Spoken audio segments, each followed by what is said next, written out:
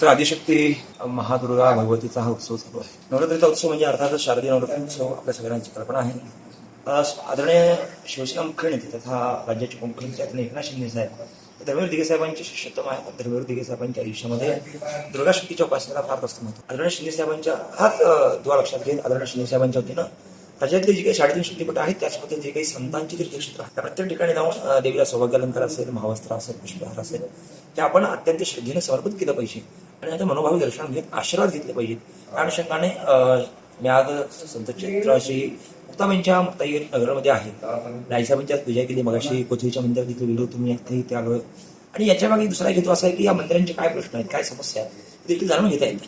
त्या अनुषंगानं संपूर्ण महाराष्ट्राचा एक प्रकारे दौरा संपन्न होतोय. एक प्रकारे काय आहे, राजसत्तेपेक्षा धर्मसत्ता ही काय मोठी असते आणि मंदिरातल्या मुख्यांनी, मंदिरांच्या विश्वस्तांनी आपल्याकडे येण्यापेक्षा आपण त्यांच्याकडे गेलं पाहिजे.